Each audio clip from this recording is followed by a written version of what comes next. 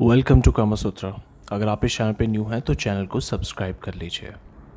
तो जैसा कि पिछले चैप्टर के अंदर हमने पढ़ा था कि अगर स्त्री पुरुष को ज़्यादा मोहब्बत कर रही है तो इसका मतलब समझ लेना चाहिए कि वो खुश है। लेकिन आगे अब कुछ गुरुओं के बीच में आपस में कॉन्फ्लिक्ट्स होते हैं। कुछ कहते हैं कि ये सही नहीं माना जा सकता क्योंकि स्त्री के द्वारा पुरुष को ज़्यादा प्यार करने से ये साबित नहीं होता कि उसकी काम उत्तेजना शांत हो गई है। तो कुछ गुरुज कहते हैं कि जब भी भोग होता रहता है तो स्त्री वैसे ही उस चीज़ में मशगूल रहती है, तो इसका मतलब ये नहीं है कि उसकी उत्तेजना शांत हो गई है या फिर वो खुश हो गई है। तो आगे एक गुरुजी अलग कहते हैं कि पुरुषों के साथ भोग करने से स्त्रियों की जो उत्तेजना है वो दूर तो हो जाती है, लेकिन आलिंगन, चुंबन मतलब हग एंड किसेस, ये सब सहायक क्रियाएं मिलकर पूरा भोग सुख कहलाती है। तो उनका मानना है कि प्रॉपर तरीके से सब कुछ होना चाहिए। अब एक गुरुजी वो कहते हैं कि पुरुष जिस समय स्खलित होता है उस समय उसको आनंद आता है और समाप्त हो जाता है, लेकिन जो स्त्री होती है उसकी शुरुआत से बराबर की अनुभूति रहती है। और यहाँ पे बीच में वो भी कहते हैं कि अगर अनटिल अनलेस स्त्री की भोग करने की इच्छा ना हो तो वो कभी भी गर्भ धारण नहीं कर सकती। तो अब आगे इसके अंदर कुछ संस्कृत में ऐसे श्लोक है जिसके अंदर काफ़ी सारे कॉन्फ्लिक्ट्स हो रहे हैं इन बिटवीन गुरुज।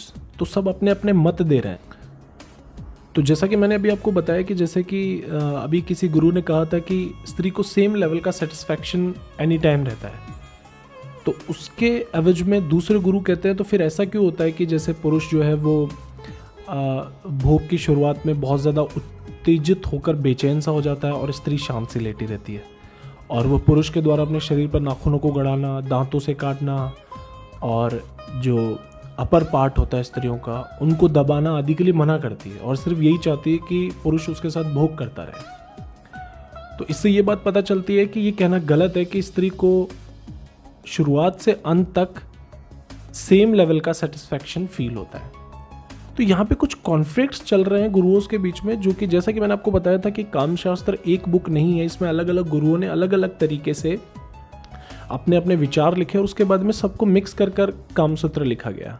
तो अभी इस चैप्टर में काफ़ी सारे सब अपने अपने लेवल के अपने अपने एक्सपीरियंस के आधार पर अपनी अपनी चीज़ें बता रहे हैं जिसमें कुछ कॉन्फ्लिक्ट्स हो रहे हैं। अब एक गुरु कहते हैं कि स्त्री में भोग करने की इच्छा शुरू में कम और फिर धीरे धीरे तेज होती है और पुरुष में स्खलित होने के बाद शांत हो जाती है।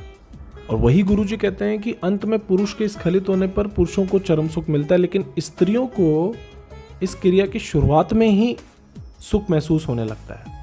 लेकिन यहाँ पे जो वात्स्यायन जी कहते हैं वो कहते हैं कि पुरुष और स्त्री दोनों ही सेम है और दोनों को ही अंत में चरम सुख की प्राप्ति होती है।